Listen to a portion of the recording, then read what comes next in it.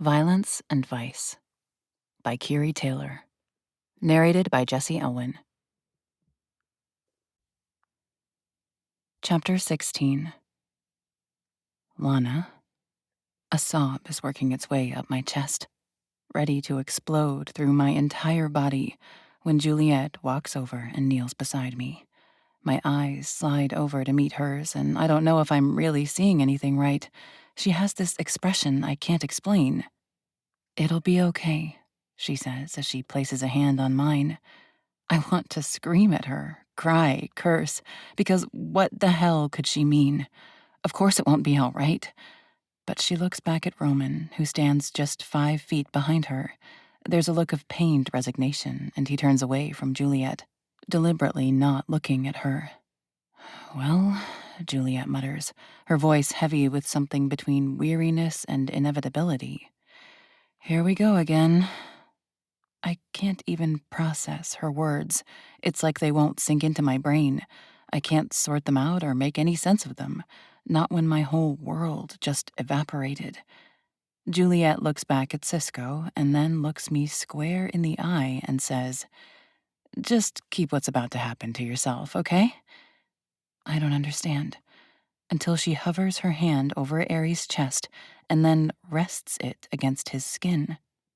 Instantly, a cry of pain escapes her lips, and for a moment I think she's been shot as blood sprays from her chest. The very next second, she slumps forward, dead. Ares gasps, his back arches. The stake in his chest pops out like it's been launched from within. His eyes fly open, he sits up, wild and breathless. Holy shit.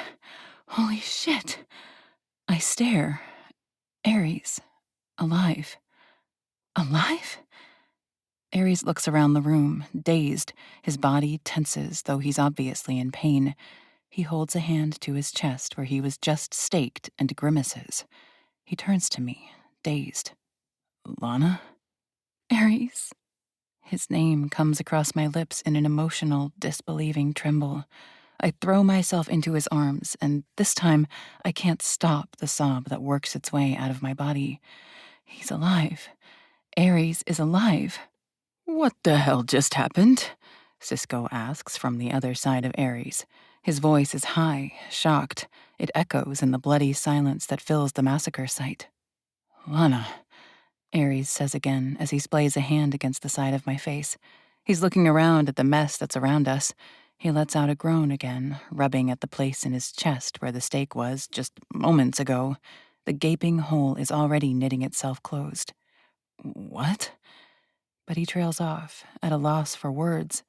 More tears cascade down my face, another sob heaving my chest. My brain and heart can't catch up with the whiplash that's just happened. I can't make any sense of it. I cradle him in my arms, rocking slightly in the aftermath of everything, blood soaking into my jeans, my hands sticky with it. But I don't care. He's warm again, breathing. His heartbeat thrums against my chest like a war drum, and I can't stop the tears that fall. I'm shaking. I can't stop touching him, his face, his chest, his shoulders. He looks dazed, like he's still trying to piece together where he is. I press a kiss to his jaw, another to his temple, and whisper against his skin. "I thought I lost you," I breathe. "I thought I was dead." Ares suddenly realizes, the shock taking over. He searches my eyes frantically. "How?" "Seriously, what the fuck just happened?" Cisco barks again, looking around with wild eyes. "Juliet, is she really dead? How the hell did she do that? Did she bring Ares back?" The room goes still again as reality crashes back in. Juliet is lying right beside me. She definitely looks dead. And just 10 feet away, her husband stands with his back deliberately turned to her. "Roman?" I say his name, a terrified question. He doesn't turn around immediately. His shoulders are slumped, his head hanging slightly. And as I study his form, I realize he's shaking. Whatever the hell just happened, he knew it was coming, and he looked away so he didn't have to see it. "Roman," Ares says his name, more persistent than I inquired. I see Roman take a deep, steadying breath. He lifts his face to the ceiling for a moment, his eyes closed. And finally, I see resolve in his shoulders as he turns and walks across the stage. Without a word, he walks past Cisco and me. His eyes lock on Juliet's body. She's crumpled on the floor, still and pale. Roman drops to his knees beside her, not with a crash, but with a quiet reverence, like she's sacred. He gathers her up carefully, as if she's made of porcelain, and tucks her against his chest. She died for him, he says quietly. It's her gift, and her curse. Ares stiffens in my arms. What do you mean? Roman brushes Juliet's hair back from her face with a trembling hand. Juliet's mother cursed her when she was a baby. She can't really die. But she is, Cisco says, voice tight. She looks pretty fucking dead to me. She's died dozens of times, Roman says, his voice hollow. But she always comes back. Ares sits up straighter, still rubbing the place on his chest where he was staked. What do you mean? She died for me? Roman just nods, his jaw tight. There's pain in his eyes. Old pain. Deep.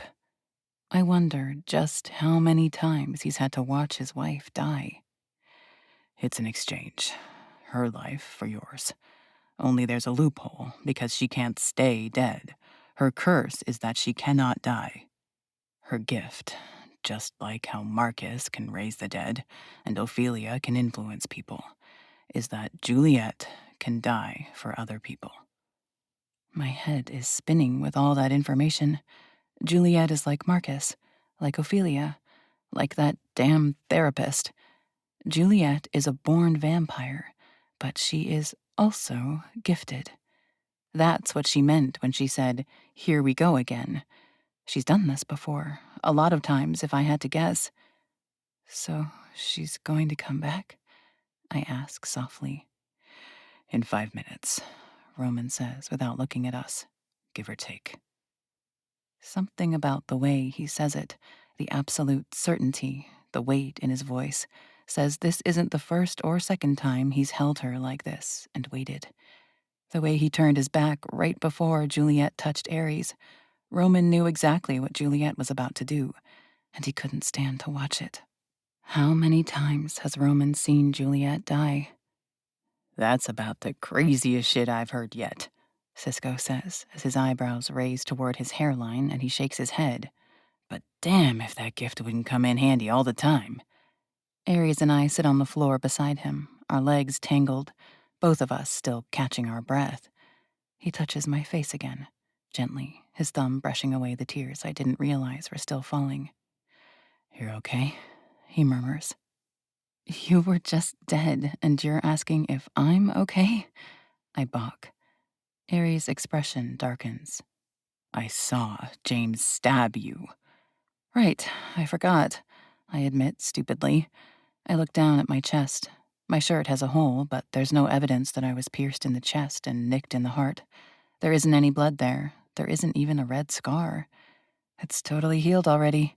Honestly, I hardly felt it for more than 2 seconds. The regeneration is diabolical. I'll be thanking Florence every fucking day of my life, Ares says as he cups a hand behind my head and pulls my forehead to his. You got fucking stabbed? Cisco bellows, looking at me with huge eyes. And you're just fine? I nod. I'm fine. Cisco shakes his head. That's it. I don't know a damn thing anymore. Vampires getting staked and being fine, others bringing people back from the dead. The whole rule book is out the window. I chuckle, and I'm so grateful for Cisco that even in a moment like this, he can still make me smile. But my heart has another attack when, just a moment later, Juliet gasps. She lurches forward in Roman's arms like someone waking from a drowning dream. Her eyes snap open, her hands clutch his shoulders. Roman doesn't flinch. He just exhales slowly and pulls her closer. Hey, he says softly. Juliet blinks, dazed. What? You did it, he says. You brought him back. She groans and drops her head against his chest. Oh, good. Can we just get me a punch card at this point? Another tear gathers in the corner of my eye. I push to my hands and knees, my palms smearing in the blood beneath us, and crawl over to her. Without hesitation, I wrap my arms around her.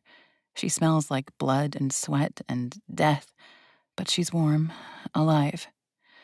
Thank you, I whisper. Juliet's voice is muffled in my shoulder. No biggie. Just another Saturday.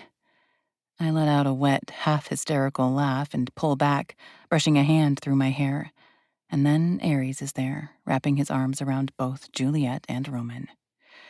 Thank you, he says, his voice gritty. I owe you both everything. Ares understands what it took out of Roman to watch his wife do what she did. It ripped a piece of his soul apart, and Ares wants to recognize that. No problem. Juliet chuckles as she hugs Ares back. Just don't go dying again. What I just did, it's a one-time thing. I'll do my best. Ares chuckles. Good to know, though. The look Roman gives Ares as he backs away says something. It's different between them now. There's a bond there. Juliet groans again, rubbing her face. Okay, well, that sucked. How long was I out? Exactly 5 minutes, Roman answers, helping her sit up. I timed it. You would. She smirks tiredly and leans into him. He kisses her forehead, his fingers running through her hair like he's grounding himself.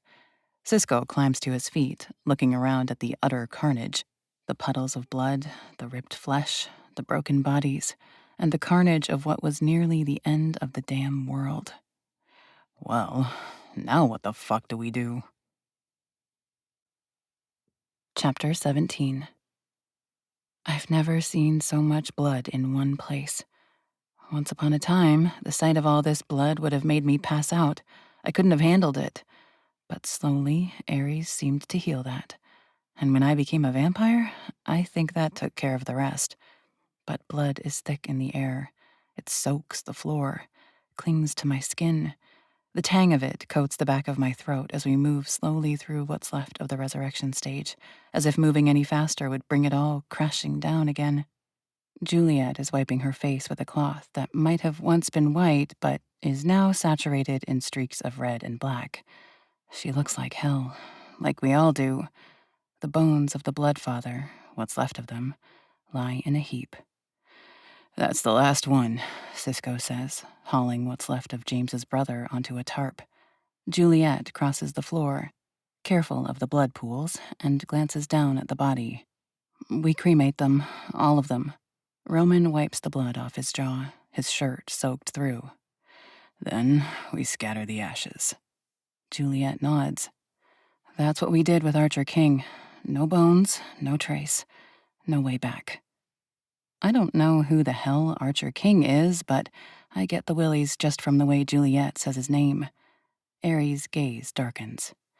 Agreed. We gather the remains. 5 bodies.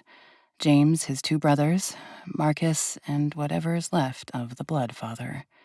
Cisco makes a few quick calls. Quiet and efficient. He's got a guy, no questions asked. Doesn't ask who the bodies are, doesn't want to know. Just says he can do it.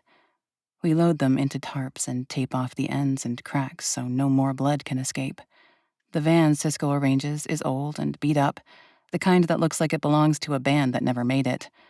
We drive in silence to a facility on the edge of the city, a place with no name, no real address, just a man with dead eyes and a roaring furnace. Juliet stands beside me as Roman and Cisco dump one of the brothers into the flames. I watch as Ares grabs the bag with the Bloodfather's bones and then drops them into the fire as well. I didn't even really know who that was until a few days ago, I say as I wrap my arms around my middle. And he could have ended the world as we know it. Cyrus tried to make the world forget his son, Juliet says as she stares into the flames. Too bad immortals have long memories. I wonder if he will ever realize his son's bones aren't in Roter Himmel anymore. I don't have an answer to that, so I don't say anything. It takes hours to burn every one of these bodies down to ash. I don't know why I'm surprised, but I am when we have to wait half the night before it's done. But eventually, it is. We collect every bit of the ash and bag it, and then we drive to the Hudson. Morning is teasing the horizon, fog curling off the water, the skyline behind us an eerie silhouette of the city we just saved. One by one, we tear open the bags and dump them into the dark water. The current dissolves them in seconds. Gone. Forever, I hope. When it's done, we stand there for a long moment, staring into the water. Juliet breaks the silence. I don't know about you all, but I need a fucking shower and a week of sleep. Same, Cisco mutters. Roman runs a hand through his hair, blood drying under his nails. We regroup after sunset. Everyone agrees. One by one, we drift apart into the city. But Ares reaches for my hand, lacing his fingers with mine. He doesn't say anything. He doesn't need to. We head for home. The penthouse is quiet. Still. After seeing so much carnage, it almost seems impossible that it hasn't spread throughout the entire world. The walls here are so clean, the floor untouched by blood. The only sound is the faint hum of the refrigerator. I walk into the living room and just stand there. What are we supposed to do with our lives now? How do we just have a normal day after everything that just transpired? Ares walks up and wraps his arms around my waist, and it's the most natural thing in the world when I loop my hands behind his neck. But it's something that I will never, ever take for granted. I still can't believe it, I whisper. I know, he says, his voice rough. I watched you die, I say, and my words crack as emotions try to strangle me. I felt it. You dropped to your knees, and I couldn't breathe. He pulls me tighter against him, and I lean into the strength of his body, into the heat of his skin. He's alive, warm, breathing. I thought it was over, I admit, my voice cracking. I thought I'd lost you. I'm here, he says softly. Thanks to Juliet. I look up into his eyes. I don't want to waste any more time. His brows pull together. What do you mean? I mean, I say, pressing a hand to his chest, right over the place the stake pierced him. I want to marry you. Tomorrow. I want to be yours officially, permanently. I don't want to wait anymore. His breath catches. Then he growls, a deep, rough sound that vibrates through me. His hands frame my face. Say it again. I want to marry you, I whisper. His mouth crashes into mine, all teeth and fire and devotion. It's not gentle, it's everything. His lips bruise mine, his hands grip my body like he's trying to mold me to him. I kiss him back just as fiercely, matching his desperation. He lifts me without breaking the kiss, carrying me down the hall. My back hits the bed as he tips us onto it. His hands roam down my thighs, spreading them, anchoring me around his waist. I love you, he says, his voice ragged against my throat. I love you more, I whisper, clinging to him. He tears my shirt, and I gasp, arching into him. His mouth traces fire down my neck, his hands reverent and hungry. I claw at his bloodied and torn clothes. It isn't pretty. It isn't clean. Violence happened today. Death was all around us. But none of that matters, because I still get to touch him. I still get to feel him breathing. We make love like we've been starved of each other, like the world could burn outside and we wouldn't care. It's not careful. It's not slow. It's the kind of love that rebuilds, that claims, that marks this as a new beginning.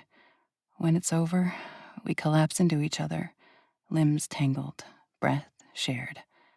Ares brushes hair from my face, his eyes burning with something ancient and infinite. Tomorrow? Tomorrow, I whisper. Chapter 18.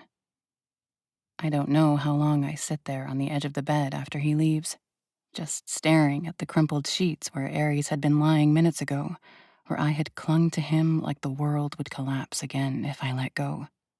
But it hasn't. Not today. Because he's alive again. Because I still get to love him. The morning light cuts across the penthouse in golden streaks, soft and quiet and surreal. My heart is anxious, strung out, stressed from everything that's happened, but today, it's pounding for something different. Hope. My phone buzzes. Aries. Got our license. You're going to be my wife by tonight. I laugh, actually laugh, full and breathless and alive. I'll find something white. Time is ticking, and there's a million things to do before tonight, so I launch out of bed. I don't overthink it. It's a little boutique tucked into a narrow stretch of Soho, nothing flashy. I tell the woman working there that I need something I can get married in tonight. Her eyes go wide with panic for a moment, but as she sees the conspiratorial grin growing on my lips, she gets it. She steals her expression, and she gets to work. For just a few moments, I have an ache inside me. Shopping for a wedding dress is supposed to be a big deal. It's supposed to be something you do with all the important women in your life. But my mother is dead. My sister is dead. My best friend ended things with the kind of finality that there is no coming back from. Florence will kill me for not inviting her. Clementine will be heartbroken. But as I look in the mirror when I try on the first dress, I know it. My priorities have shifted dramatically in the last 24 hours. This is a means to an end. This gets me what I want today. Time can be short, and you never know when things will change in the blink of an eye. So I'm not waiting, and I won't regret this. I try on 3 dresses. The 4th one stills the world. It's simple, creamy satin, a little structured at the waist, feminine neckline, an open back that kisses my skin. It's not fussy, it's not loud, but it's absolutely me. When I step out, the attendant gasps. "Oh, honey, this is the one." "Yeah, it is," I say as I admire myself in the mirror. I text Aries as I'm paying. "Found the one." His reply comes 8 seconds later. Fuck. The thought of you walking toward me in white. The next few hours will be the longest of my life, Vengeance. It's my absolute favorite thing in the world when he goes feral over me. I become a blur of action. I have to charge my phone by 1 o'clock. I'm so glued to it trying to get everything lined up. I send out texts to everyone we love. 9 p.m., the Mirage Highline. Be there. Dress nice. I have to turn off all my notifications so I'm not tempted to read their responses and spoil the surprise. Back at the penthouse, Aries makes calls like a man possessed. He's been pulling strings all day. Permits waived, vendors appearing like magic, bribes paid to get people to rearrange their schedules. Every moment feels dipped in something glittering and golden. This day isn't just beautiful, it feels charmed. As I watch Aries across the house, I can't help but admire him. He's so fucking beautiful. Lean, strong legs, abs for days, arms I literally drool over, and a face that would make lesser women weep. All the extra details are the cherry on top. I love his tattoos. I love how they span his arms, his hands, his back, his chest, his neck. I love the diamond studs in his ears and the silver hoop in his nose. He's a perfect work of art. And somehow, he's mine. Aries hangs up the phone and looks over at me. A wicked little grin crooks in the corner of his mouth. You're staring, Vengeance. I can't help it, Venom, I smirk as I cross the room and wrap my arms behind his neck. I expected a hug, but he scoops me clean off the ground, wrapping my legs around his waist. He walks to the kitchen island and sets my ass against it, pulling me in close to him. I can't believe we're here, he says softly as he brushes his knuckles against my cheek. Everything that's been working against us, all the shit we've gone through, but we're here. I shake my head in utter disbelief. 3 months, I say, the awe in my voice obvious. How has it only been 3 months since I met you? I swear we've already lived 3 lifetimes together. Aries shakes his head. Not even possible. It's definitely been 3 years with all the wild shit we've been through. My eyes lower to his lips for a moment. Plus, I feel like I've been waiting my whole life for you, Aries. Everything you've done for me, all the ways you've healed things that were broken inside me. The look in Aries' eyes deepens. He leans forward, pressing his lips to mine. It isn't demanding or urgent. It just feels right, as second nature as breathing. We're each other's rocks, or maybe each other's sun. We orbit and exist around each other. You're everything, Lana. Aries breathes against my lips. You hold the entirety of my soul in your hands. Never doubt that. I kiss him this time, my hand flattening against the tattoos rising up the side of his neck. His hand splays over my thigh, right over where my tattoo is, the one of Ares, the god of war's helmet interwoven with thorns and roses. Something vibrates in my back pocket. Ares bites at my lower lip playfully before he backs away. Better keep going, or I'm gonna get distracted. In the best way, and this wedding won't be everything you deserve. Fuck, this man. The perfection of him. I look down at my phone and smile at the name on the screen. Elle, I say, and even just speaking to her on the phone makes my chest feel warm and comforted. Lana, she says in that beautiful southern drawl. Does this text mean what I think it means? A silly grin is plastered on my face, and yet I am not embarrassed in the least. And what do you think it means? I'm seeing a white dress and a tuxedo and a very beautiful surprise, she says, and I can practically see the warm smile on her lips. You might be in the right line of thinking, I tease. Any chance you can make it down to New York? I really, really wish I could. Believe me, Lana, she says, and I feel disappointment sink into my stomach. But I'm 8.5 months pregnant. I've been having contractions for 2 days now. They might not be the real deal, but they could turn into it any day. Shit, I forgot, I say, smacking my palm to my forehead. Duh, of course you need to stay in Boston. I really wish I could be there, she says, and I can hear how much she genuinely means it from her tone. You and Aries deserve everything. Thanks, Elle. That means a lot, I say, biting my lower lip.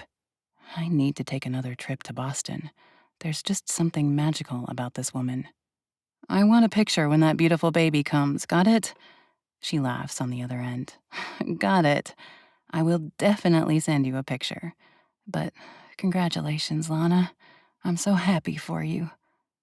Thank you, I say with a sigh. If things were different, I kind of wish we could live next door to each other and be best friends. We're wildly different, but fuck it. I love her. Bye, Lana, Elle says, and I say goodbye. And immediately another call comes in. Wedding business demanding attention. An hour before the ceremony, I sit in a private suite at the venue. The makeup artist lines my eyes with soft smoke and shimmer. The hairstylist pins my curls into a loose half updo with the rest of my hair left to cascade down my back. There's a mirror in front of me, and I can't stop staring at myself like I don't quite recognize the woman I've become. Not because I look different, but because I feel it. There's no fear anymore, no uncertainty, only this glowing, grounded, wildfire kind of love. I've died. I've been remade. I've hunted monsters and battled nightmares. But tonight, I get to be a bride. And I've never been more sure of anything in my life. It feels like just a blink later when I'm ready and outside. The music begins, soft and instrumental, a rising cascade of piano and strings. From behind the doors, I can hear the murmur of confused voices. Our friends and family all gathered with no idea why. The doors swing open, and I step forward. I think at most weddings, when the bride steps out, a hush falls over the crowd. Not this one, because as soon as I step out, the reason for this gathering becomes very apparent. At that same moment, Ares steps out from another door, taking his place at the front of the room. I'm fucking beaming, and the crowd loses their minds. No way, someone mutters. I see Juliet slap Roman's chest. Florence presses her hands to her mouth and begins to cry. Cisco, none too quietly, says, "Fuck yes," and then grins like an idiot. It was probably obvious when they walked in and saw the aisle down the middle of the chairs and the beautiful decorated arch at the front. But me in a white dress and Aries in a tux confirm it for the whole damn world. I walk myself down the aisle, proud, calm, glowing. The room is awash in twilight.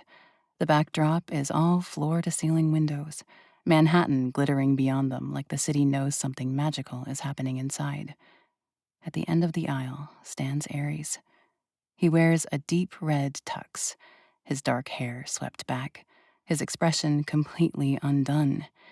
He's looking at me like I am the only light he's ever known, like the sun finally rose after 100 years of darkness.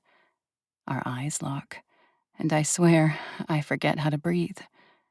I walk toward the man who changed my whole life, the man who completed me. I walk toward the rest of my forever, because that's what we have now. Yesterday, I watched him die. I held his cool, still form. But he's a miracle, and I'm a miracle. And now, we're about to bond into one for the rest of forever. I'm fucking beaming by the time I reach Ares. And he just might have swallowed the sun today because the man is luminous. I take his hands and just look at him for a few moments. I love him with every fiber of my being. And now I get to vow it in front of everyone who matters.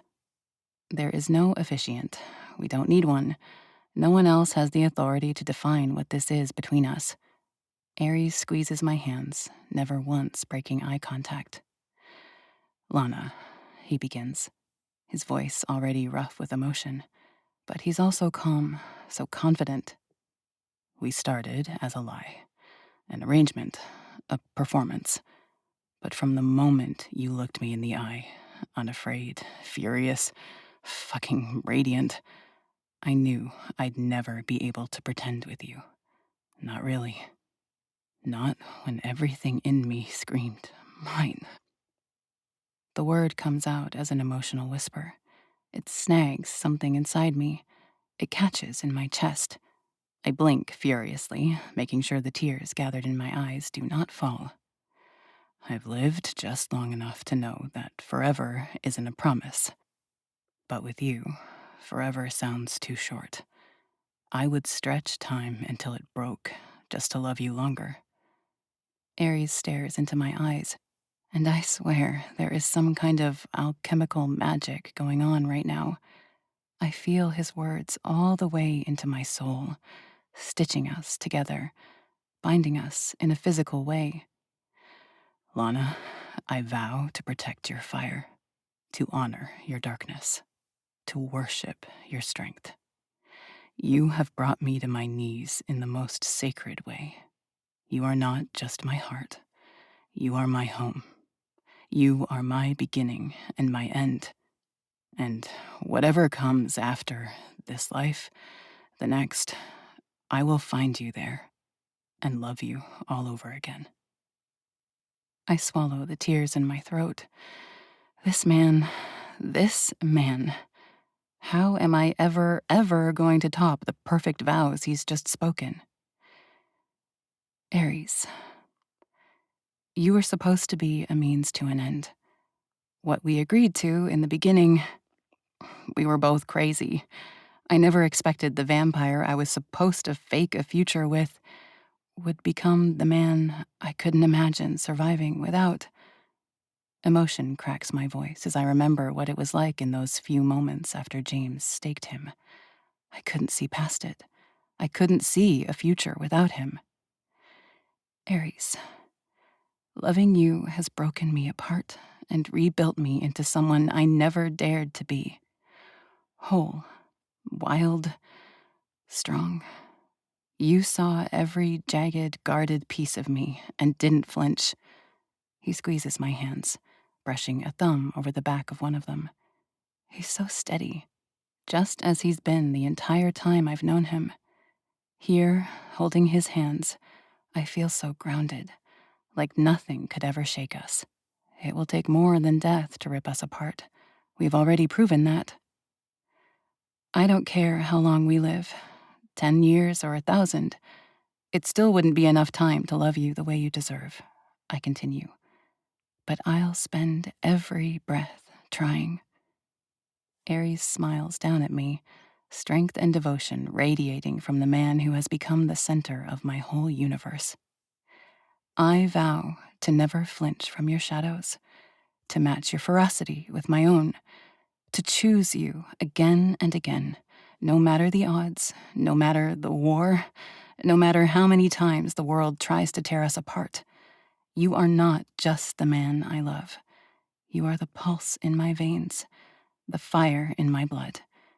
And I will love you through eternity, through ashes, through every impossible tomorrow. Ares pulls 2 small objects from his pocket. He takes my left hand and slides a beautiful, simple band to join the ring I've worn since the beginning. I do, he says, his voice rough with conviction as he stares into my eyes. I take the other ring from his hand and reach for his left hand. The band is thick and black, simple and solid. I stare into his eyes as I slide it onto his ring finger. I do, I vow. Then his hand is at my waist, and I'm rising on my toes, and we're kissing like we've waited 100 years for this moment, like it's oxygen, like it's war and peace and forever all rolled into one. The room explodes in cheers. Clementine cries with a smile. Cisco whoops and yells, "That's what I'm talking about." Juliet mutters, "Hot damn," and fans herself. Ares presses his forehead to mine, his arms around me. My wife, he breathes. My smile splits wide across my face. Say it again. My wife, he growls, louder this time, possessive and proud, like he's claiming something the whole world better never try to take from him again. Around us, the city sparkles. Love burns hot and wild in my chest. Ares presses his lips to mine again, sealing our vows and silencing the world. Everything becomes golden. The city lights glitter beyond the windows, and the air in the room is heavy with joy and warmth. I hear the cheers from our friends and family, a chorus of clapping and hollering that echoes around us as we finally turn to face them as husband and wife. My face aches from smiling, but I don't stop. Ares doesn't let go of my hand as we walk down the short aisle together. Every step feels surreal. I'm Lana Hunt. I'm married. I'm married, for real. The vampire who pretended to be my fiancé to save me. Come on, everyone, I say as we head for the back of the room. It's time for some cake. And that's exactly what we do. I don't know how Ares pulled it off, but he tracked down someone who could make us a breathtaking cake today. It's 4 tiers high. It's white with black and red and gold accents. The whole room cheers and gathers round as Ares and I slice a piece and enjoy every bit of the cliché as we stuff each other's faces with the delicious sugar. The caterer serves up slices of cake, and I relax just a little as the moment shifts a little more casual. Before I can process any more, Clementine appears in front of me like a glittering ghost in a satin blazer. Her wife follows behind her, narrowing her eyes at Ares and me.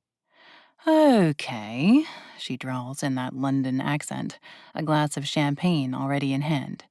This entire surprise wedding, beyond iconic. How did you pull this off, considering everything else going on? I snort. Well, we decided last night that we didn't want to wait any longer, and here we are now. Florence narrows her eyes playfully. I demand a timestamp. This morning, Aries says with a wry grin. Seriously. The sound that escapes her is halfway between a gasp and a laugh. Shut up! Juliet strides over, grinning, dragging Roman behind her. Wait, hold on. You're telling me this was a today decision? I nod, laughing now as everyone else starts reacting. Florence crosses her arms, expression flat, but the corners of her mouth betray her. You planned all this and didn't even call me? I should disown you both. I know, I'm sorry, I say as I wrap my arms around my real, true blue sister-in-law. But I hope you can find it in you to forgive me. I literally only tried on 4 dresses, so you didn't miss out on much. That magical piece of fabric was dress number 4? Clementine gapes in shock. Seriously, that dress was made for you, Lana, Juliet compliments with a raised brow. I can't believe you pulled this off. Cisco chuckles as he strides over. Aries slips his arm around my waist and kisses my temple. I had to pull some strings. That's one hell of a string, Cisco says, nearly sloshing his champagne over the rim of his glass. I knew something was going on today. I mean, you were literally dead yesterday, Aries. We killed 5 men, and then radio silence today? It was giving either we're about to commit a felony or a wedding. Harry joins the group and raises his glass in our direction. Didn't think you could surprise me after all the shit you pulled off without me yesterday. I stand corrected. The music shifts. The strings ease into something low and romantic. I feel it like a tug in my chest. Aries holds his hand out to me, eyes glittering beneath the chandeliers. Dance with me, wife. Wife. Damn, that word feels dangerous and warm and perfect. We move together like we've done this 1,000 times. My hand fits in his. His other hand finds the small of my back like it's gravity itself. Around us, our family and friends fade into candlelight and soft chatter. It's just us, just Aries and me, in this still golden pocket of time. Our foreheads press together. The music swells around us like silk. And in front of everyone, beneath the glittering lights of the city and the hush of reverent joy, Aries kisses me again. Deeply, devotedly, like I'm the only thing that has ever mattered. The crowd cheers. I feel the world anchor around me. I've never been happier. I've never felt more loved. And I know it all the way into my bones. This is the start of our forever. Chapter 19. If anyone deserves an easygoing honeymoon where there is nothing to do all day but lay in bed and make love, with no pressure and no worries, it's Aries and me. But that is not what we get. It was a risk even taking yesterday off to get married. This maniacal therapist gave us a ticking clock, so it's back to dealing with shit for us. She wants the barons to clear the city. She knows our names. She knows our faces. She fucking listed us off. Cisco, Harry, Aries. I suppose she doesn't know I'm technically a baron too, but that doesn't even matter. She specifically said she might even use me. 2 days tick by as we attempt to track this woman. We'd start with her name, but I don't have one. We'd try her face, but I can't remember it. Juliet shows me photo after photo, even sketches, asking me to pick out any familiar detail. Eyes, lips, posture. But there's nothing. It's like my mind is a freshly wiped mirror. Clean, empty. We now have this facial recognition software and an expert in Roman who knows how to use it. But we have no face. We could scan all of New York City, but without even a hint of what she looks like, we have nowhere to start. Fuck. With 9 days left, we go through old security footage from around the time Ophelia admitted seeing her. We focus on safe meeting places close to Ophelia's apartment and work. Roman and Aries cross-reference building rental agreements and therapist licenses. Not that those are easy to access. Cisco, Juliet, and I spend hours combing the internet for any female therapist in the city. There are so fucking many of them, and we get no hits. When we are left with only 7 days, I'm coming back from the bathroom when I hear Roman and Juliet arguing down the hall. We need to go home, Roman says, his tone low and serious. We have our own lives to get back to. I know, Juliet replies with a frustrated sigh. But how do we just leave them with this mess? I mean, I just can't do that to Lana. She's my friend now. Could you really just tell Ares, figure it out on your own? See you later? My heart hammers in my chest. It's true. Over the past few weeks, I've come to consider Juliet a friend too. A good one. And I've seen the bond forming between Roman and Ares and Cisco. But it's clear now, with Marcus gone, the whole reason they came to New York, their responsibilities in Chicago, are pulling at them like an undertow. A few more days, Juliet says. We can spare a few more days to help them figure this out. I hear Roman let out a huff of air through his nostrils, but he must nod in agreement because the next sound I hear is footsteps walking away. A breath of relief escapes me. We need all the help we can get. 6 days. 6 damn days left. The room is dim except for the glow of a dozen screens. Everyone's hunched forward, searching, clicking, scanning. Cisco mutters under his breath while Roman scrolls through therapist licensing records. Ares and I sit shoulder to shoulder, combing building rental records for alias names. It feels like grasping at smoke. The tension in the air is brittle. Ares is frowning so hard it looks like it might crack his face in two. His hand brushes mine every few minutes like he's grounding himself. Like if he stops touching me, he might get pulled under again. Harry's off in the corner, typing away on a laptop, a headset in one ear. Then his phone rings. No way, he breathes. What is it? Cisco asks, sitting up straighter. Harry puts it on speaker before answering, Cliff? Hi, Harry. Holy shit. My eyes go wide as I look at Ares. That is definitely Cliff's voice, and we've all spent weeks thinking Cliff was dead. I thought it was a ghost calling, Harry says dryly as he looks up and meets Ares' eyes. What the actual hell, Cliff? Cisco pipes up so he can be heard. You just disappear off the face of the planet and let us think you're dead? We all do what we think we have to, Cliff says, his tone slightly biting. Contrary to popular belief, I wasn't tracked down like my cousin. Why didn't you tell us? Ares asks. His voice is tight, a little fractured. He's been living with this for weeks, thinking he killed one of the barons, and we just hadn't found the body. Didn't exactly seem safe in New York, did it? Cliff bites back. I saw the signs, saw the danger. I won't apologize for taking my family and getting them somewhere safe, somewhere sane. Wait, I interrupt, trying to wrap my brain around everything I'm hearing. You left New York? Of course I left New York, he says, like the question is stupid. How many bodies have to drop before logic sets in and you see a lost cause? That fucking city has never been friendly to our kind. My family might have been there for decades, but I'm not sitting and waiting around for some psycho to take me out. Ares stares at the floor and shakes his head. What Cliff doesn't know is that Ares was said psycho taking out the vampires. He just had no damn control over it. Where'd you go? Cisco asks, his brows furrowed.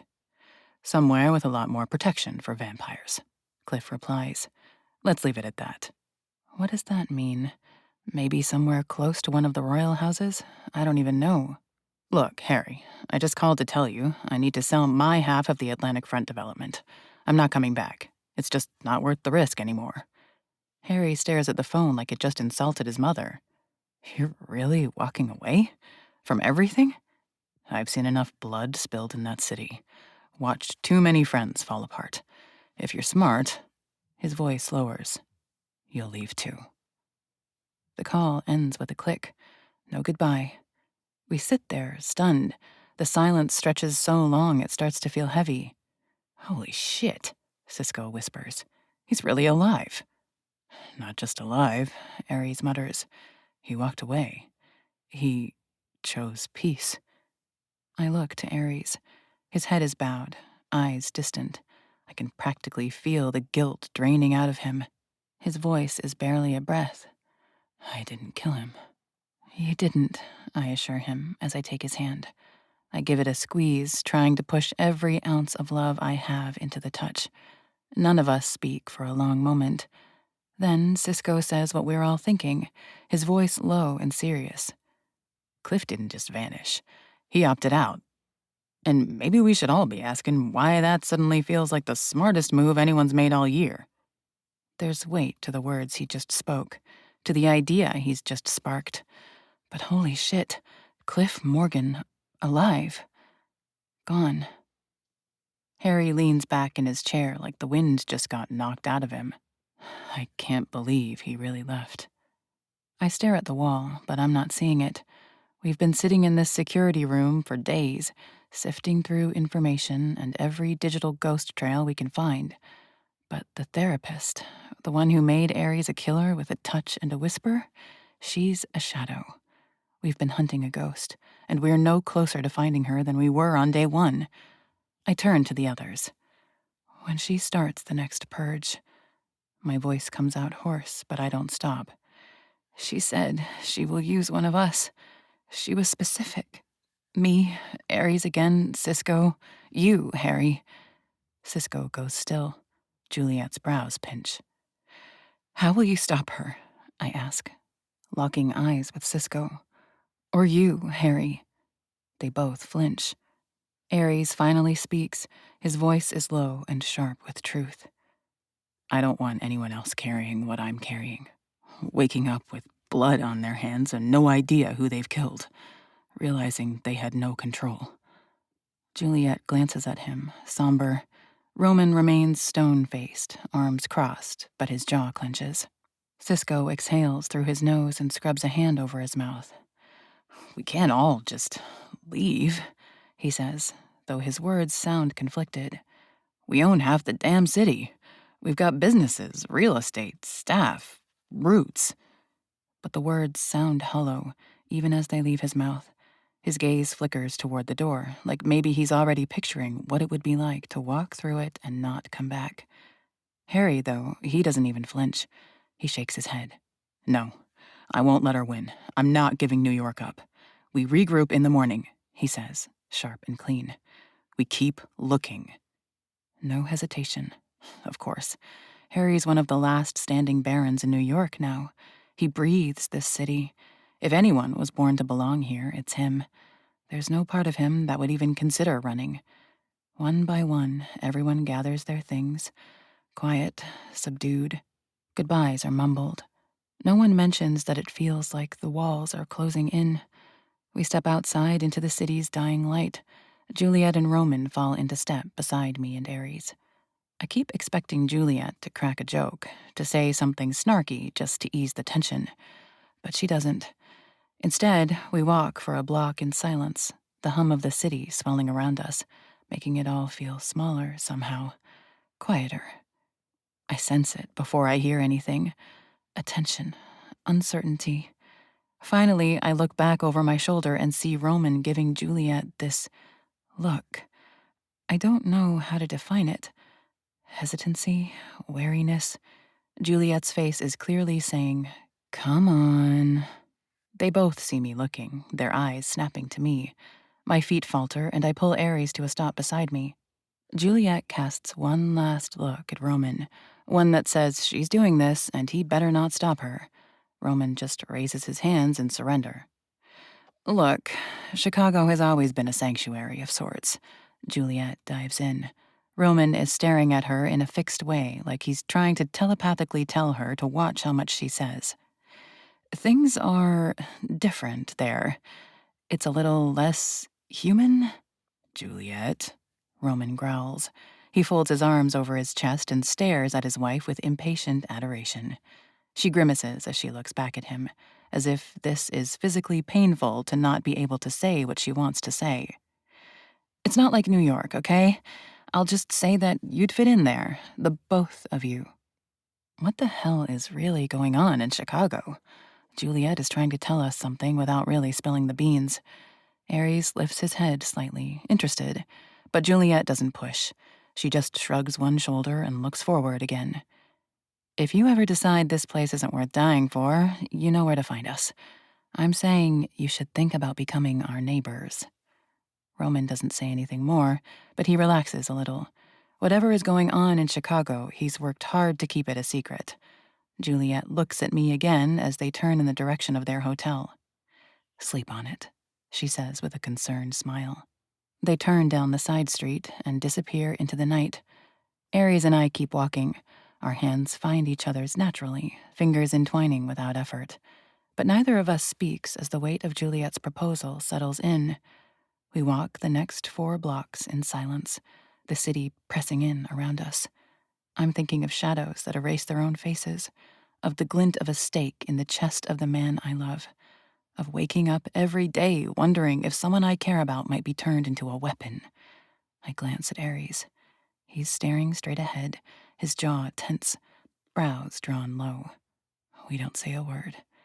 But somehow, I know we're thinking the same thing.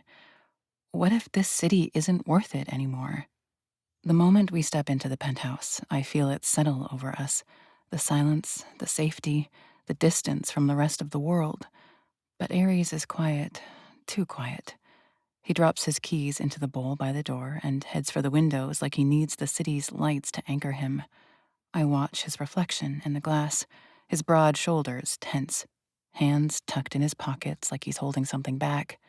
I come up behind him, wrapping my arms around his waist, resting my cheek between his shoulder blades. "What are you thinking?" I ask softly. He exhales. It's not a sigh, not quite. More like a release of weight he hasn't figured out how to name. "You're unique," he says after a long pause. His voice is low. "No one like you has ever existed before, Lana." I pull back slightly as he turns in my arms, coming face to face with me.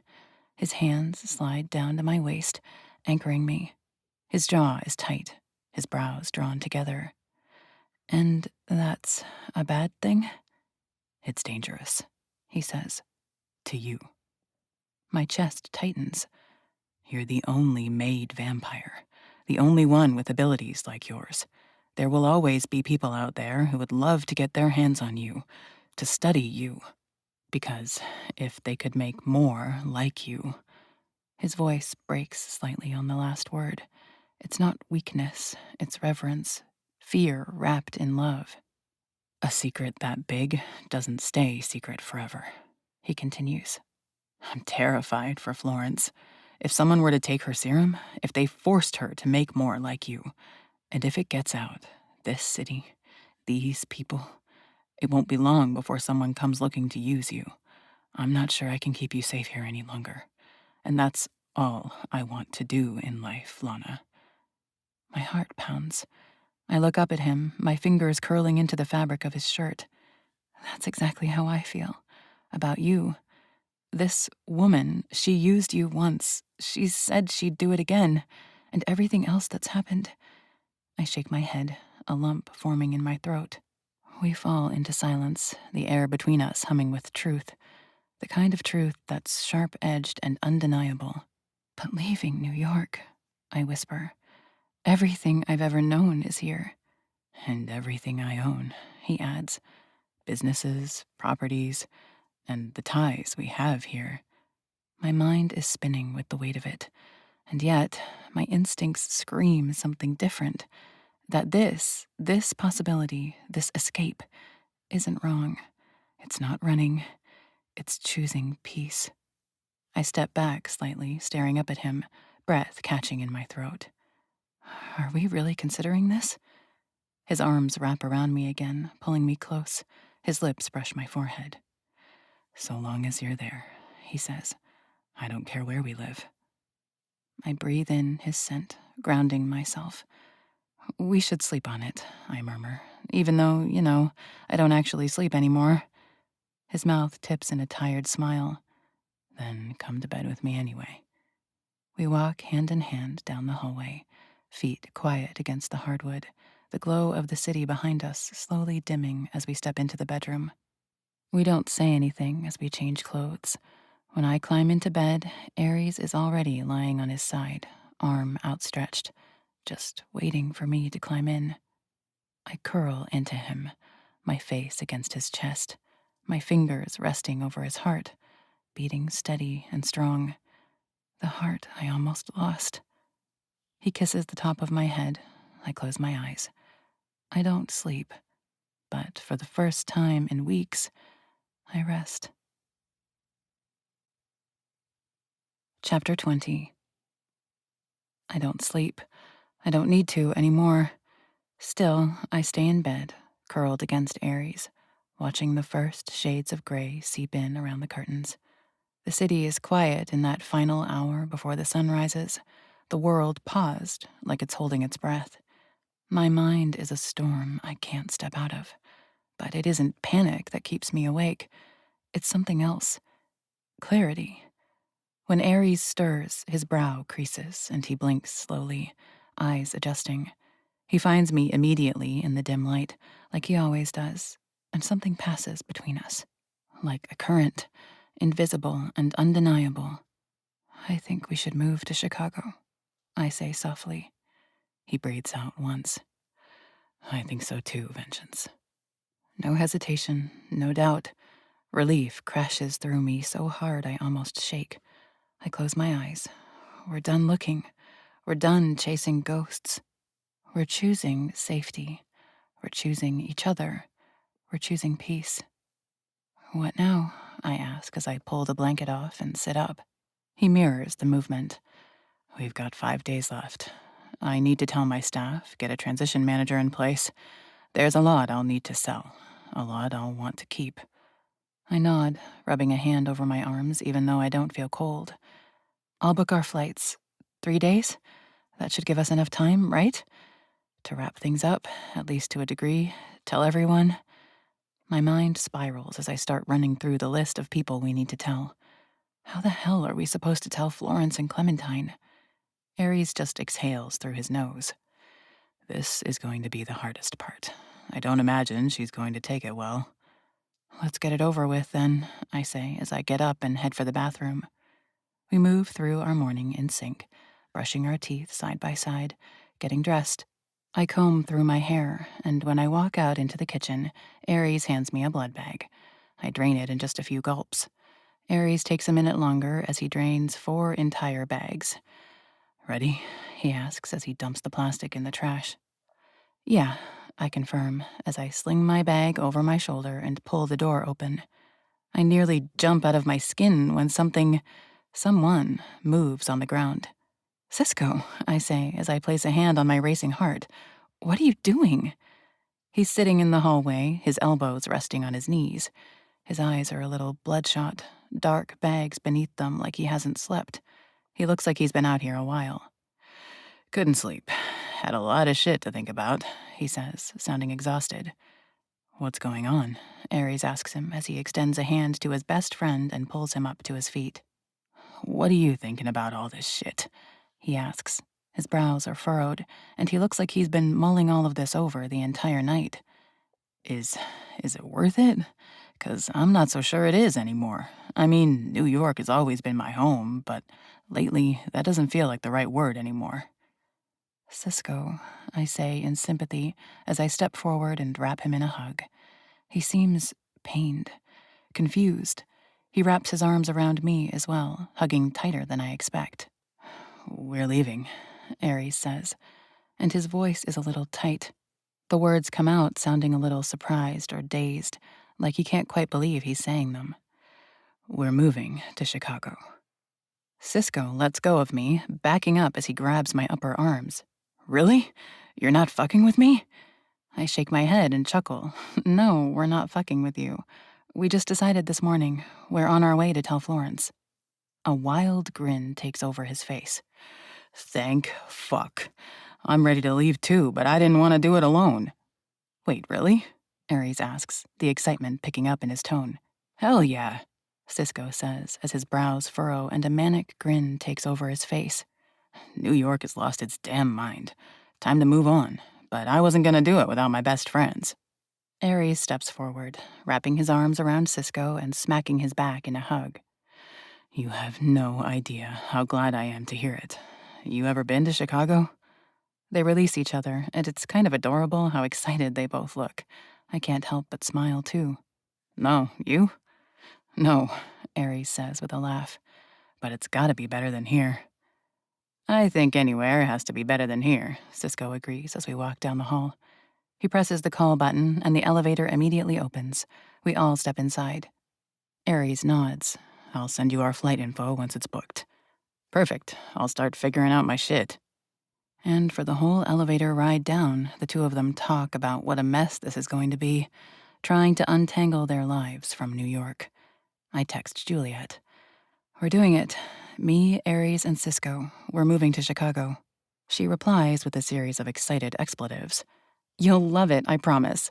Roman and I will head to the airport when we're done packing. See you in the Windy City in a few days. I grin at my phone as we step out of the elevator and cross to the doors. When we step outside into the brilliantly sunny day, they both slip on their special sunshades. I'll text you, Aries calls as Cisco points in one direction, us in the other. Cisco just gives a thumbs up and hurries across the street before the light can change. I turn toward Aries, mouth tilted in a crooked smile. That was easier than I thought. Almost too easy, he says with a smirk. But I can tell he's just as stunned by the serendipity of it all. But we still have one very big conversation to get through. Florence. Florence's office is sleek, modern, and cold in the way only billion-dollar pharmaceutical companies manage to be. Her assistant escorts us to her doors. When we step inside, Florence's head is down, typing furiously. She looks up, blinking with surprise. Oh no, is the world ending already? I swear it's just one fucking catastrophe after another these days. She's been debriefed on all the insanity that never seems to stop these days. Aries nods and takes a seat across the desk from her. I sink into the chair beside him. That's kind of the point. We need to talk to you about something. Her eyes sharpen instantly, but she doesn't say anything, just waits. We're moving to Chicago, I say, keeping my tone gentle.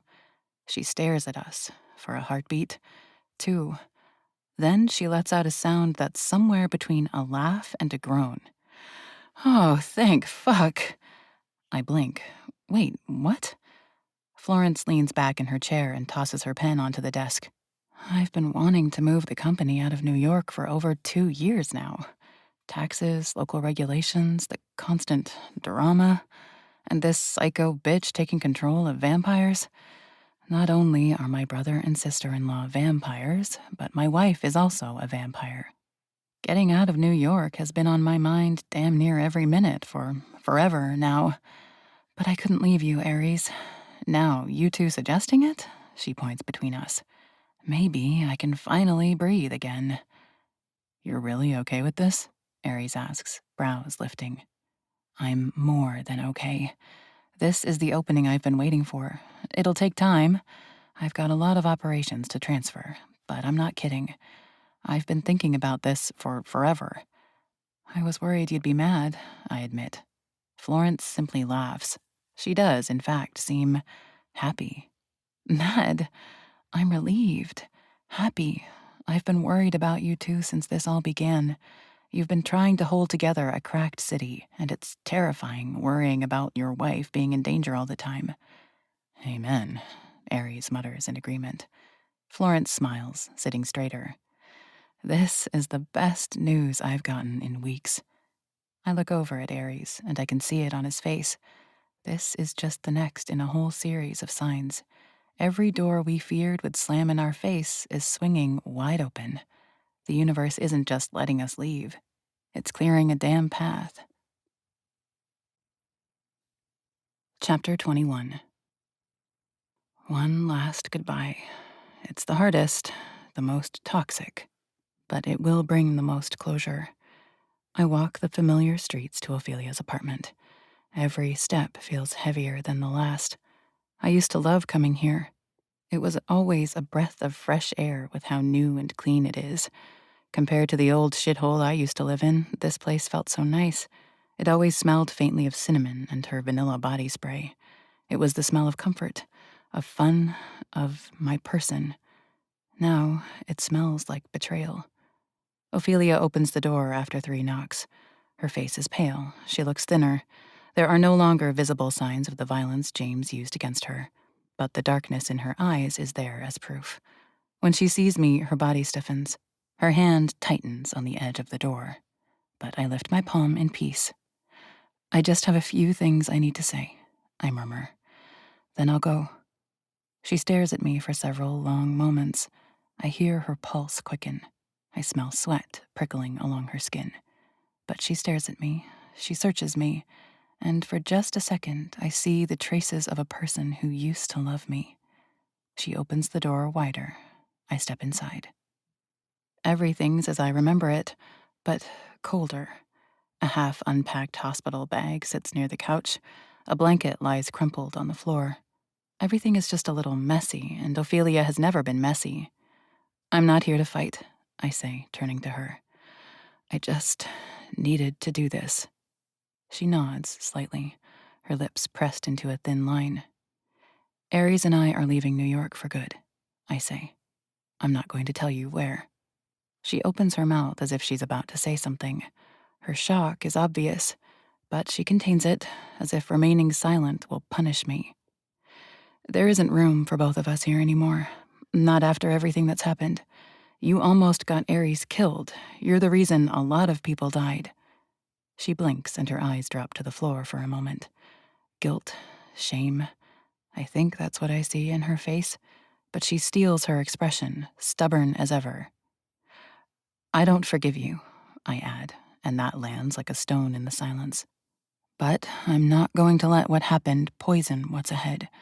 I won't carry it with me. I step further into the room, toward the place where we used to sit with popcorn and wine and talk about everything. Our dreams, our fears, our stupid exes. I wish things turned out differently, I say, my throat tightening.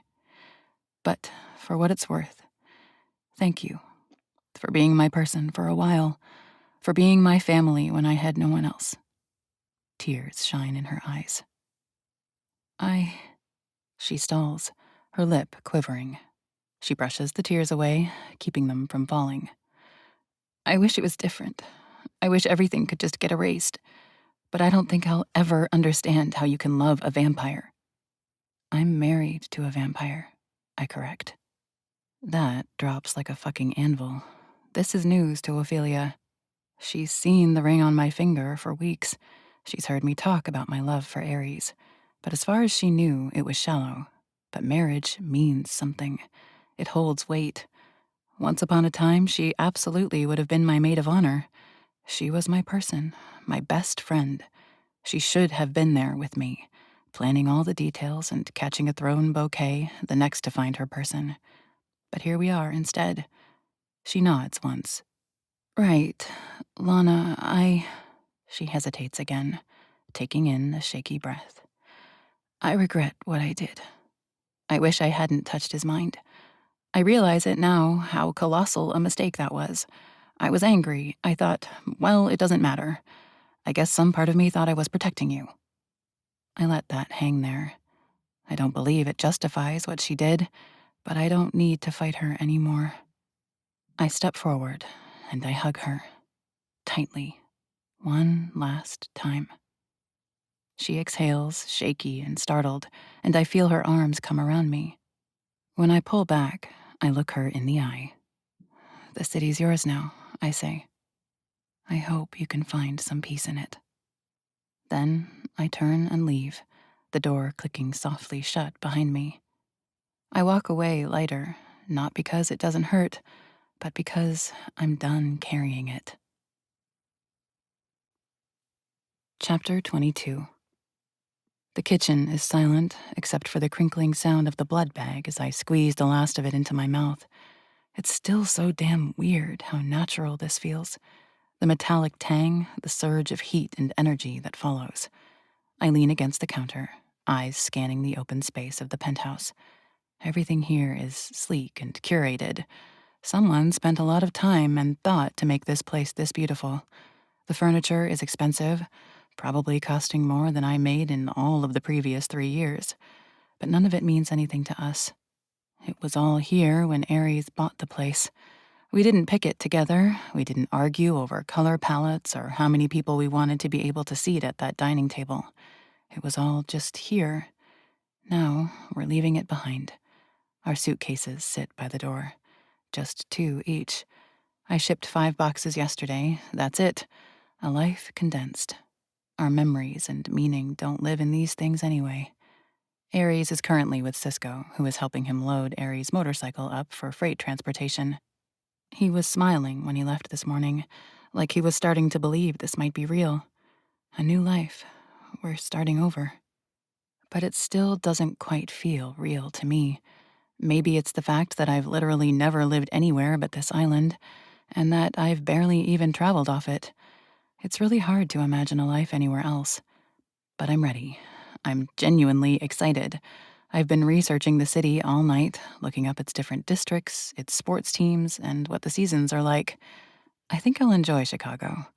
I look over my shoulder when the front door opens and Aries walks in. Something's wrong. I feel it before I see the tension in his shoulders. I straighten. What happened? He closes the door gently, too gently, and drags a hand through his hair. I saw her. My chest tightens. Who? But I have a terrible feeling that I know exactly who. The therapist. It was just like he said. I couldn't make sense of anything. Even while I was standing there, her face slipped from my fucking mind even as I looked at it. I felt like I was half asleep, or like I was walking through a memory I never made. My skin crawls. I might have cussed her out for what she helped make me do. And that sentence alone ignites a wildfire of fear inside me. But Aries presses on. She didn't care, he says with disbelief as he shakes his head. She said it was the whole point, that I was just assisting with crowd control. She seriously said that? I ask, my lip curling in disgust. Aries nods, the horror and disbelief of it all bright in his eyes. She also said there are probably fewer than 50 vampires in New York City now, but she'd like to see that number drop. 50. There are fewer than 50 vampires in New York City. The population of the city is over 8 fucking million. She's been doing this more than we realize, I say as I shake my head. The Steele family was the big purge, and you took out 5 vampires for her. But she's not keeping that number so low without purging a lot more frequently than we realized. Aries nods in agreement. I called Harry right after, and he still won't leave. What? I gape. My stomach turns. We've been trying to talk Harry into leaving New York since we decided to leave. Cisco has been on him nonstop since he decided to move as well. But Harry is determined to stay in New York. He says he won't bow to this woman. He's even more determined that he's going to find her and take her out. Aries continues. I hate that, I say, folding my arms over my chest so my hands don't shake. Why? Why would he risk his life like this? Aries shakes his head. I think he has things going on here that we don't know about, Aries says. A person, an arrangement. I don't know, but he's made it clear he's not afraid. I can't stand the thought of leaving someone we care about behind. Harry is my friend. He is a good person, but he is also an adult. He's very capable.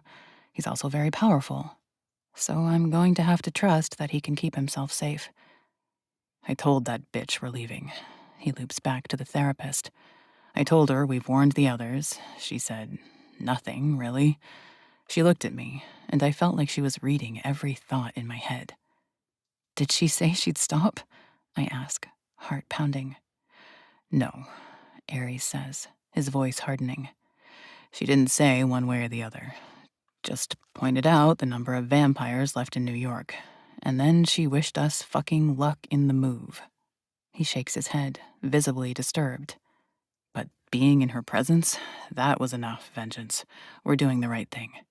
I nod, my relief immediate and visceral. Then let's go. He doesn't hesitate. Let's go. Billings meets us downstairs, already outside with the car. Our luggage is loaded into the trunk, and we're ready to leave. The morning is gray, the sky stretched taut with clouds. It's like New York knows we're leaving, and it's holding its breath. You sure you're good on your end? Aries asks Billings, clapping him on the shoulder. Billings nods. I'll finish what needs doing here, then I'll be right behind you. Got a place lined up near the lake already. My chest swells a little. Billings has been with Aries for years. Knowing he's coming with us, it means something. And it's one more vampire that will be safe from that woman. At the airport, Cisco greets us at the security entrance, sunglasses on, a duffel bag slung over one shoulder. You two look like you're about to start a new empire, he says with a grin. Maybe we are, Ares answers, and they fist bump. Cisco raises a brow at me. How we feeling, boss lady? Nervous, I admit, but in a good way. We check our bags. Security is fast. We board early, and I breathe a little sigh of relief as I settle into my first-class seat, Ares a comforting presence beside me. Everything feels seamless, fluid, as if the universe is trying to make our exit as smooth as possible. The plane hums softly beneath us as we lift into the air. I grip the armrest. Ares takes my other hand and intertwines our fingers. I focus on the rhythm of our breathing. I've only flown a few times in my life, so I'm not experienced, but this feels different. Like I'm not just flying across states. I'm flying into a new version of myself. A new city, a new life, a new beginning. Ares leans close. You okay? I nod as I look back at him. More than okay. I feel relieved. We're making the right move. I feel it down to my bones. He kisses my knuckles and rests our hands on his thigh. I feel it too. Outside the window, New York recedes. The skyline fades into mist, then disappears entirely.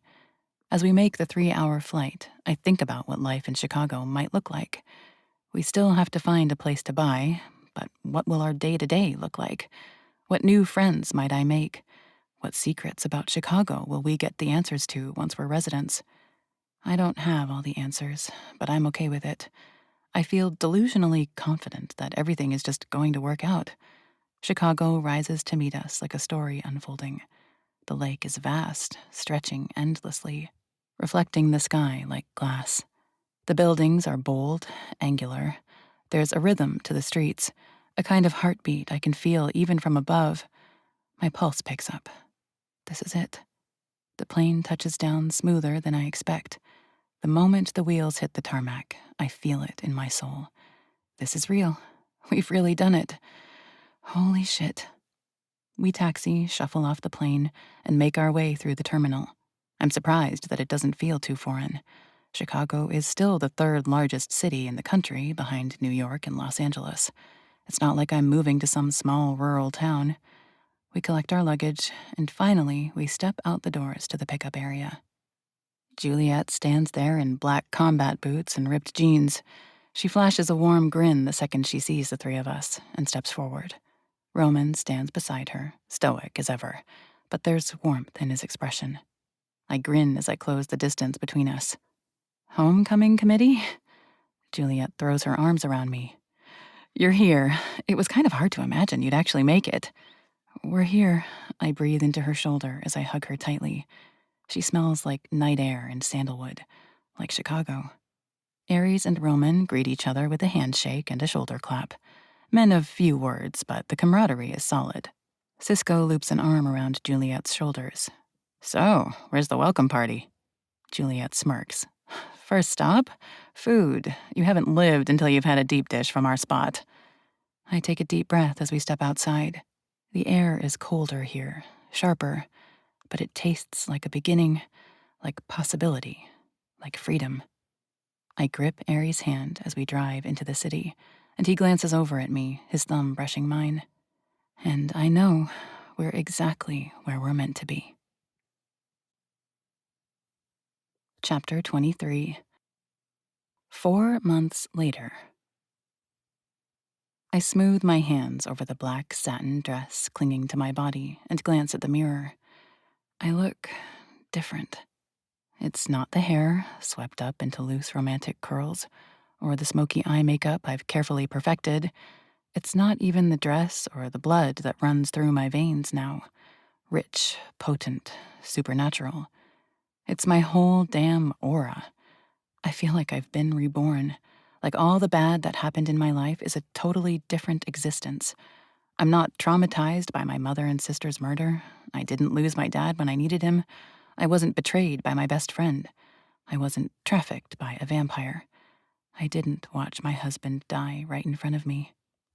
No, I'm just Lana Hunt, the happiest, most confident, most rooted woman on planet fucking Earth. Our townhouse in Old Town still smells like fresh paint and wood polish from the light remodel we gave it. The floors creak softly beneath my heels as I move through the bedroom, past the bay window with its view of the icy street below. I can hear fireworks being tested somewhere off in the distance, the early sparks of a city about to celebrate. Chicago. I never thought I'd live anywhere but New York, and now I can't imagine being anywhere but here.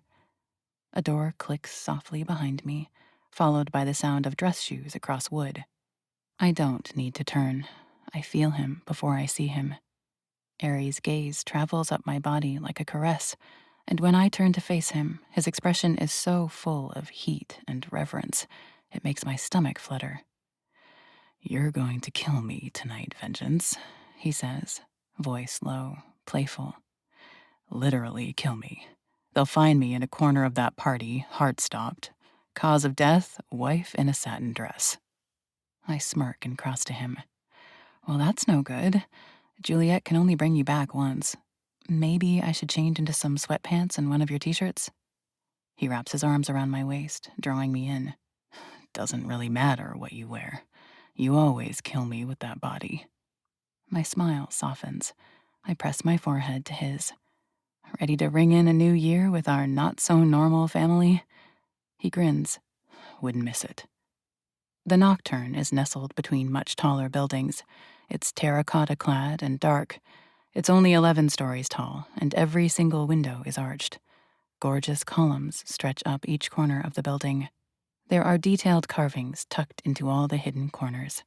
It looks old and like something that should exist in Gotham City. Inside, we walk into a big entryway. Great walls stretch above us, and a massive chandelier hangs overhead. Straight ahead, there is a set of massive double doors, and right inside, there is a beautiful ballroom. Massive columns line the perimeter. The floor is aged in chipped marble. The ceiling is crisscrossed with intricate beams. It's been decorated brilliantly. Candles flicker, music thrums low and elegant. Velvet and crystal catch the light. And there are so many people. Vampires, gifted, immortals and supernaturals, and yet the energy here is warm, welcoming. It still floors me just how many of them live in Chicago, how alive this city is beneath its surface. "How do they keep this place a secret?" I whisper to Aries as we make our way through the grand room. "Goes to show you how hard the Night Council works at what they do," Aries says. "We've learned so much about this city since we arrived, like the fact that there is a Chicago Night Council. Roman and Juliet are both members, as are some vampire twins, Mason and Elena, as well as a gifted woman named Sigrid. And Roman is terrifying enough. No one wants to deal with his wrath by talking about Chicago. It's true, the man is intense when it comes to Chicago's security. That was another surprise about moving to the city. Within 24 hours of our arrival, Roman informed us that we had to get a tattoo. I hadn't noticed it at first, but every vampire in Chicago has a rose tattoo, and it has to be somewhere visible. Roman's is on his neck, Juliet's is on her wrist, rising up her forearm. It means you've been vetted and cleared to reside here, that you're a vampire who can be trusted. The ink is also mixed with blood, the magical blood of Sigrid's son, enabling her to track every vampire in the city. Roman takes security very, very seriously. I now have a rose tattooed on the back of my neck. It matches Aries exactly. Cisco finds us first. He's dressed in a charcoal suit, tie undone like he's already had too much champagne, and there's a woman on his arm. She's all smiles, wearing a hot pink dress, her hair curled, her heels still not bringing her to Cisco's chin. "Lana, Aries," he calls. "Meet Holly." "I think we met once when you came by the hospital," she says, and she's wildly upbeat. It would seem annoying if she didn't sound so genuine. "Right, you're Juliet's assistant," I put together. I've met so many people since coming to Chicago. It's hard to keep everyone straight sometimes. "Best job ever," she says, and her grin says she means it. "You're the newlyweds." Aries raises an eyebrow. "What exactly has he been telling you?" "Don't worry," she says. "He didn't gush too much." Cisco shrugs, completely unapologetic. "I absolutely gushed." They're both a little drunk. I didn't know vampires could get drunk, but here's the proof it is possible. We're still laughing when Florence and Clementine walk in, both radiant despite the chill still clinging to their coats. Florence's cheeks are pink from the wind, but she looks happier than I've ever seen her. You made it, I say, embracing her. Straight from the airport, she breathes. Half the company's transitioned. We'll have it fully settled in another 6 months. That's amazing, Flo, I compliment. I always knew you were Wonder Woman. She rolls her eyes at the comparison, but shakes it off. Something weird is going on, though, she says, immediately drawing all of Aries' attention. I keep getting a request from this man for a meeting. He's persistent and definitely not human. What's the name? Aries asks, ready to go to war for his sister if someone is bothering her. Some guy named Henry, she says, eyes scanning the party. Won't give a last name. That's not concerning, I say sarcastically. I know, Florence affirms. I think I'll keep avoiding him. Something about it feels weird. I keep telling her to listen to her instincts, Clementine says as she looks at her wife with concern. Don't meet with people who make your skin crawl. It's not exactly that he makes my skin crawl, Florence says. Just, I don't know, it feels heavy, serious. Listen to your instincts, I echo Clementine. How's Harry? Aries asks. Florence raises one eyebrow as she looks over the crowd. Practically king of New York, she says. He's banded most of the vampires left together. They're all on the hunt for this therapist. He making any headway? I ask. Her eyes shift to mine, darkness clouding them. No, she says simply. They still don't even have a name.